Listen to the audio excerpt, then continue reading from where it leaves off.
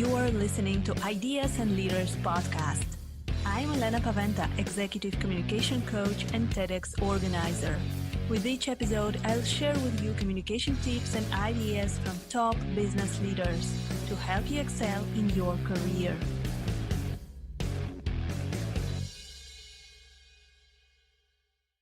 Welcome to the next episode of Ideas and Leaders podcast. Today, my guest is Bernoskie. She is a digital strategist, website developer, and founder of Alchemy and Aim and North Star sites.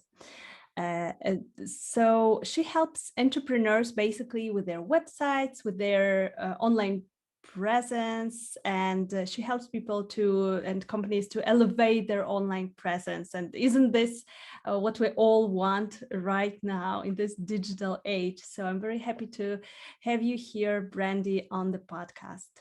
Thank you so much for having me here. I'm really excited to be chatting with you today. So Brandi, as now every business and everything is moving online, I can see that many companies, many people, they start to be aware actually of their online presence, what is going on online. But do you think, as you're working with companies, helping them to create, to build, rebuild their websites, do you think that everyone needs to have a website? So yes and no. I don't think everyone has to have a website when they're just starting out their business. I think sometimes it can actually be a distraction. And when you should be out there finding clients or talking about your services, instead people like to obsess with a website and getting every detail right and having everything on there. But the reality is that it is a better investment to start building a website after you better understand your client base or your customer base first. So it's okay. And I give everyone the permission. If you are just getting started with your business, don't focus on building a website from day one. Focus on who are your clients, who are your customers, how can you connect with them even organically, just to start to build that base. And you can address building a website later on. I do think, though, that in time, every business and organization and entrepreneur does then eventually need a website, but not from day one. It is so much more important to get clients first than it is to obsess about building a website. So where do you think is this point where we can start actually building the website, and where to start? I mean, we cannot have advanced website from the very beginning. So what is this starting point? So for some companies, it can be as simple as a landing page. I'm working with a nonprofit right now, and really their biggest pieces are having a web, just like literally a web presence, a page that has their logo and that has their mission statement on it. So that's just, nonprofit. For other entrepreneurs, it's actually going to vary. I worked with one company. It was very early stages of an Italian designer handbag company. We needed full e-commerce in that case because they needed to sell their handbags to the general public as well. So that was a little bit more complex. And then some people just need 2 or 3 pages, or maybe 5 pages. I think it really just differs depending upon the business, which is really why it's nice to have a professional strategist that you can talk to about what are your immediate needs? What do you need now? What do you need in 6 months? And what can you maybe project that you would need in a year or 2 years, so that you're setting up the foundation from the beginning to be able to grow and scale in a way that's really going to serve your company, and that you don't find yourself back, in 6 months' time, that you didn't think forward a little bit and discover that you have to redo everything in the process. So I think it can, the beginning phases can look very different for people. Sometimes that single page is a great start for most people. Sometimes you need a little bit more. Yeah, so I remember that in the beginning, when I started my first website, it was kind of the feeling that I just need to have a website. And I think that this is what you were talking about. we just feel that we have to do it, but in fact we don't need it. And later on I had to rebuild it. I had to change the strategy, and at a certain point everything changed there. So what would you recommend to our listeners, how to actually build the right website for your business? As you said, we can have one pager. There are some complicated websites with the funnels where you click something, you go somewhere, then you go to a third page, fourth page, and then you don't know where you are. I can see that sometimes very similar businesses, they have completely different web pages. Is there any rule, or what is your recommendation on how to actually adapt your website, your digital presence to what you are doing? Yeah, I don't think there are any rules in the world of websites and the internet, but there are a couple like principles that I would recommend following. One is keep it simple. It's very, very common that when someone's starting a business and they start building their website, they really want to showcase their expertise. And what happens is what could be done in 5 pages suddenly balloons to like 30 pages because they think they have to explain everything to everyone. That's not the case. I really think keeping it simple is essential. There's so much information out there for us these days, and it's really difficult to like parse through all that information. Like if you're on a 30-page website and you keep going from one page to another, like that's a lot.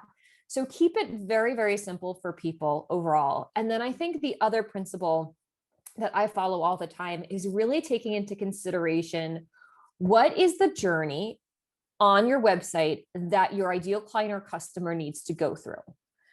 What are the steps that they need to take, and what's the most immediate action that you want them to do on your website so that they buy from you, book with you, hire you, whatever it is.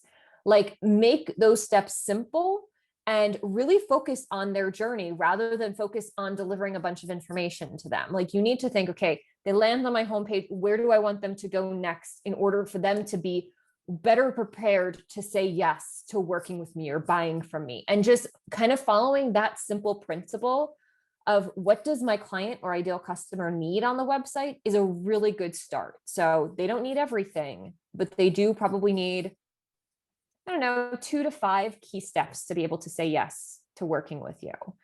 And those are, I mean, over and over again, I think those are the 2 best principles to follow. And this is also why it's good to go get some clients and customers first before you start building your website, because you're going to have a better understanding of what that journey needs to look like from them, from actually having interacted with real life people who are at the beginning stages and maybe a little confused.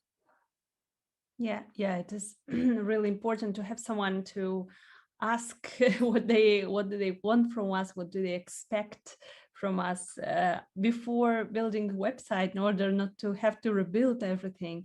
And I think that this call to action also is very important. So what do you recommend? Where do you recommend to place this main call to action? For example, we want our customers to book the call with us, the consultation or a free discovery call, or to buy our product. Do you recommend to immediately put it in the very beginning of your web page, or do you recommend to make a series of steps? How does it usually look like?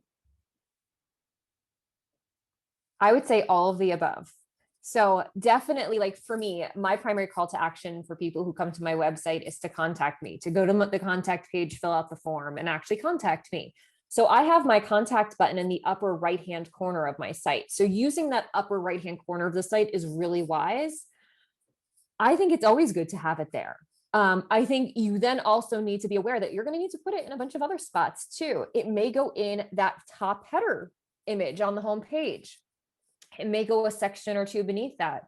Really, when you have a strong call to action, you don't want to throw it everywhere, but you do want to make sure that people, as they're scrolling through the site and as they gain new information, can take action. And it's not just at the top of the website, and it's not just at the bottom, but it is sprinkled throughout. That just makes it easier for them. Everyone requires a different amount of information to make a decision. So some people, they're going to maybe have heard about you from someone else and they're ready to take quick action.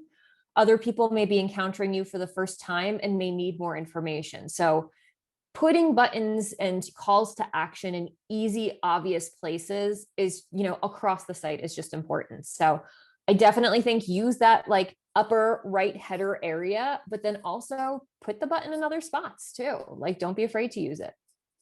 Mm-hmm. Yeah, and you also mentioned showing your expertise. Do you think that there is the certain limit of how much do we need to show our expertise and tell about ourselves? Do you suggest to limit it to one page about us, for example, or do you suggest to do something more? So both. I do think that I usually recommend to most of my clients that you have an about page that showcases your expertise, and not just your expertise, but your story too. Because likely most people are in the businesses they're in or are entrepreneurs for some reason. Like there's something that led them to that place. There's something that certainly led me to this place. And I think it's nice to share that. So sharing that on an about page is lovely. I also typically recommend to people that they have a short about area on their homepage as well. That's really useful. And it just gives people like a little bit of a taste of who you are and what you do. And they can always click to read more on the about page. But I think you're sharing your expertise on an ongoing basis. Like that is what people sometimes forget when they start building a website, is that they think they have to have all the expertise right there, when the reality is you're probably going to be sending out newsletters to people on your list on a regular basis. You can showcase your expertise there. You can write blog posts or host a podcast, showcase your expertise through that thing. So expertise isn't like a one and done thing. It's not like you get one chance on one page and that's that.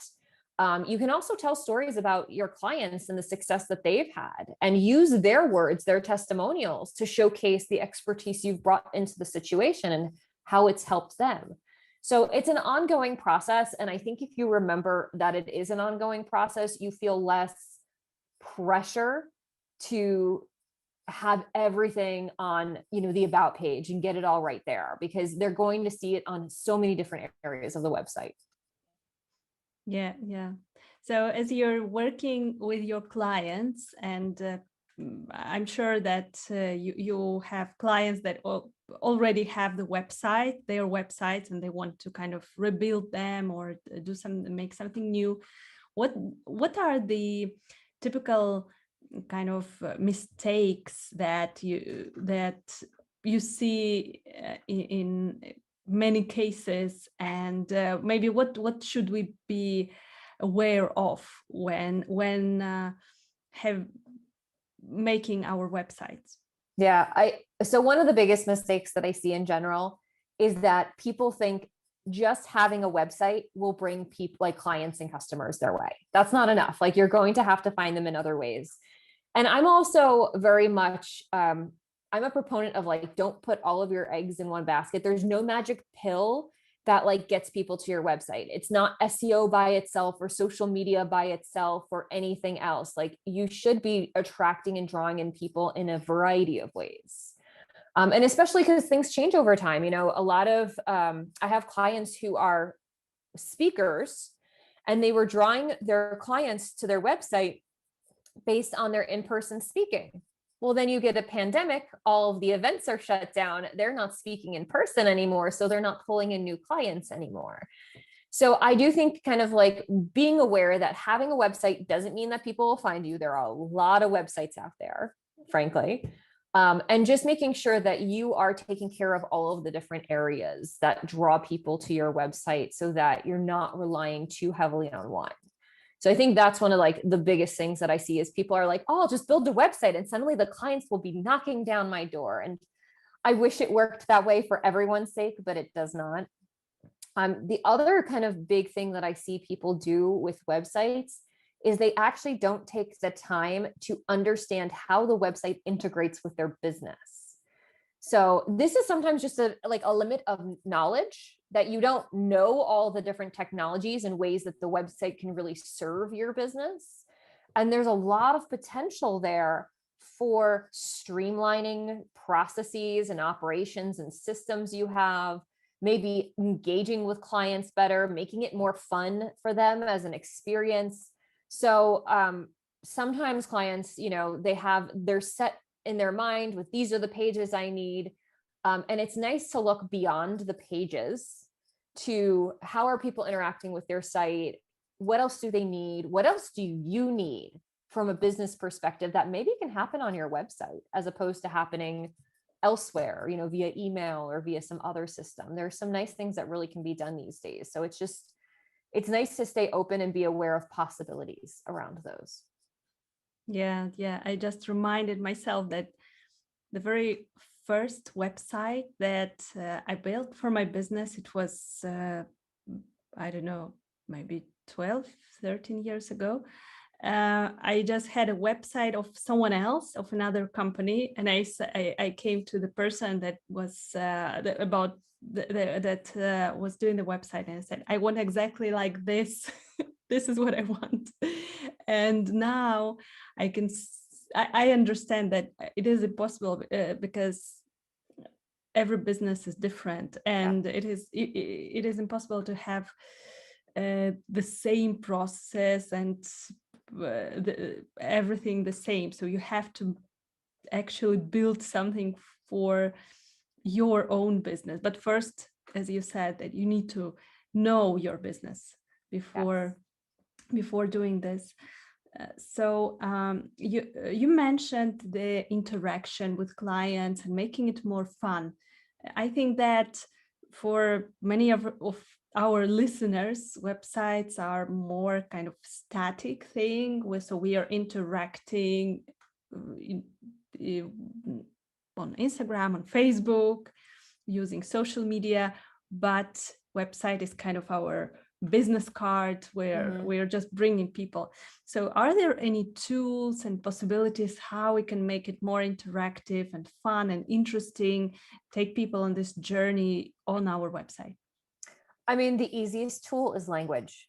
That is one that over and over again of even when you think of something like a contact form confirmation, how can you make that language a little bit more, again, you can keep it professional, but you can make it a little more interesting, a little bit more engaging than, thanks, we'll reply to your email in, 1 to 2 days or something like that. There's more that you can do there to start to show who you are or who you are as a company to clients. And I think it's just good to take advantage of that. So very simply, utilize language, make it a little bit more interesting for them. Give them those unexpected things potentially in confirmation languages or error messages. Weave it into the site. So don't just let it be that one thing, just really talk to people. And I think that can be a big help. Beyond that, there's lots of other tools of integrating social media on the website. So you can pull them to social media and have more real-time interactions there. There's certainly the rise of the AI chatbot on sites, which is that little bubble that appears at the corner and sometimes pops up a message while you're on there. Some of those, they vary in what they can do, but some of those you can preload with language, that may speak to the client about something that they're thinking about as they're, reviewing your page. So I think it varies, giving clients that opportunity to get on your list so that they're getting that newsletter language instead.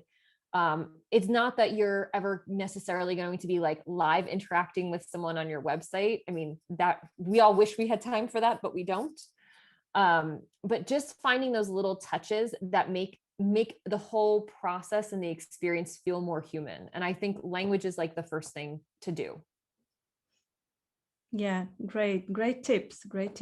So to sum up what we discussed, what would you recommend to our listeners? What are the biggest opportunities that they have in enhancing their websites and basically working on their digital presence? Yeah. So the biggest things are, one, keep it simple. Make sure you're thinking about the journey that you need to take customers and clients on. That's really, really key. Utilize language, create more human interactions just because you're using more human language and you're not using that like hyper professional language. And I think, the other thing that I didn't mention that I think is important is just remember it's all going to evolve. Like, you will create your website, and as you're working with clients, you'll have new insights into how they think, how they work, and you'll need to adapt and update your website based upon that. Like, sometimes it's language that changes. Sometimes it's a feature or a step in the process that needs to change, and just be aware that's going to happen. So sometimes certainly like the whole world changes, and we need to adapt to our clients and customers adapting needs. So just to be open to the fact that there's a lot that you can do just by keeping it simple, using the right language, and just evolving over time. Perfect. Thank you, Brandi, so much for your tips. Very much needed those days for everyone, I'm sure. So if our listeners want to contact you, where can they find you? Easiest thing, as I always say, is go to alchemyandame.com, head to the contact page, fill out the form that comes straight to me. And I do my best to make sure that if I'm not the person to help the client, that I connect you with someone who potentially can. Perfect. I will definitely put the link under our episode so that everyone can immediately reach out if they have any issues with their websites and they need support. Thank you so much, Brandi, for being with us today. Thank you so much for having me here. It's been fun. Thank you for listening to Ideas and Leaders podcast. Did you enjoy this episode? Let me know that you listened by tagging me in your LinkedIn profile and using a hashtag Ideas and Leaders. See you in the next episode.